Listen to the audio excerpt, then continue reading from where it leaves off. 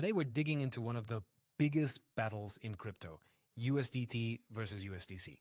Both claim to offer a stable, secure digital dollar, but behind the scenes, their differences are massive. If you're serious about understanding where stablecoins are heading, you'll want to stick around. And if you appreciate deep dives like this, hit like and subscribe to support the channel. Let's start with the basics. USDT, or Tether, launched in 2014 and was the first stablecoin to gain mass adoption.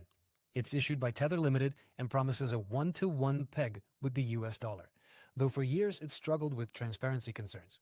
USDC, created in 2018 by Circle and Coinbase under the Center Consortium, came onto the scene promising exactly what USDT lacked: full transparency, strict regulation, and dollar reserves, verified by reputable auditors. Now, when it comes to regulatory status and transparency, these two coins could not be more different. USDC is regulated under U.S. state money transmitter laws and was the first stablecoin to get an EU MiCA e-money license in 2024. It publicly discloses reserve reports audited by major firms like Deloitte. Tether, meanwhile, operates primarily offshore. Although it now publishes reserve reports and announced plans in 2024 to pursue a Big Four audit, it historically faced fines and accusations for misrepresenting its reserves. This regulatory gap defines how institutions treat them. USDC is preferred by banks, fintech companies, and DeFi projects that need full compliance. USDT remains the king of crypto trading, especially in offshore exchanges and emerging markets where regulatory scrutiny is lighter. Now let's talk market dynamics. As of early 2025, Tether's USDT commands around $140 billion in market cap, more than double USDC's $60 billion. But the gap is narrowing.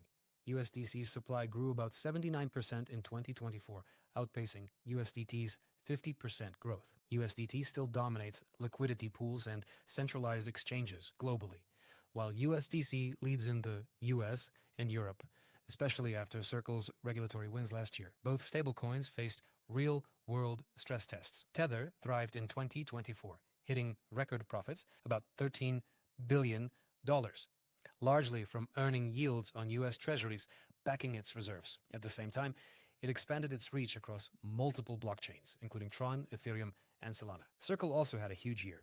After weathering the Silicon Valley Bank collapse in early 2023, Circle diversified its reserve holdings even further, strengthened banking partnerships, and confidentially filed for an IPO, revealing $1.68 billion in annual revenue. Their different strategies showed during crises. When Silicon Valley Bank collapsed, a portion of USDC reserves were temporarily frozen, causing USDC to briefly lose its peg. However, Circle quickly restored the peg within 48 hours by securing backup liquidity lines. USDT, by contrast, remained stable, but continued facing questions about how resilient its reserves would be under full stress. New players are also shaking things up.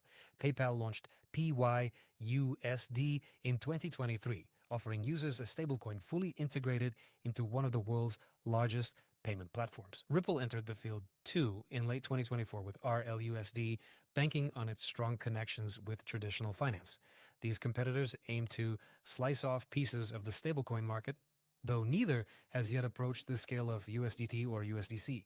Looking forward, regulation is set to redefine the battlefield. In the U.S., proposed laws like the Stable Act and the upcoming Genius Act would impose stricter standards on stablecoin issuers, including requirements to hold reserves exclusively in U.S. banks and undergo regular audits. This favors USDC, which already aligns with these practices. Tether would face significant pressure to restructure parts of its operation if these bills pass. Globally, Europe's MiCA regulations, now in effect, are already forcing stablecoins to meet high standards for transparency, reserve management, and licensing.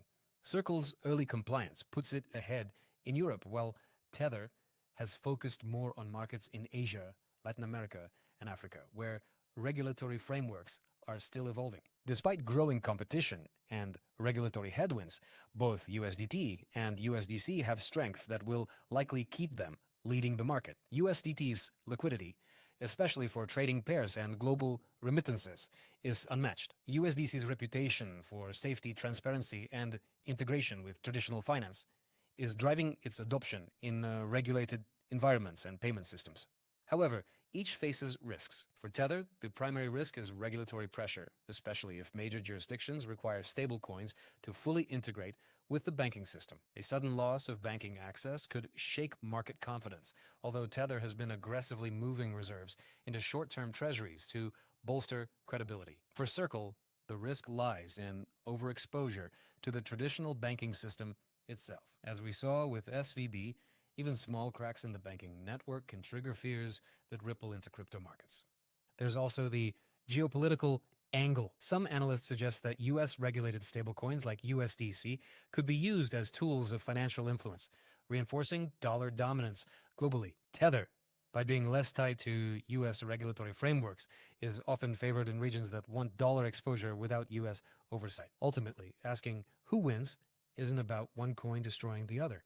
It's about use case and market fit. Traders, offshore exchanges, and emerging markets favor USDT for its speed, deep liquidity, and availability across chains. Regulated companies, financial institutions, and increasingly governments lean toward USDC for its trustworthiness and compliance with evolving laws. The real story here is that stablecoins as a whole are becoming foundational to global finance, and the competition between USDT and USDC is pushing that transformation faster. Whether through remittances, trading, DeFi, or future payment systems, stablecoins are cementing their role in how money moves across the world. Personally, I think both USDT and USDC will continue to coexist and dominate different niches, each adapting to regulation and market forces in their own ways.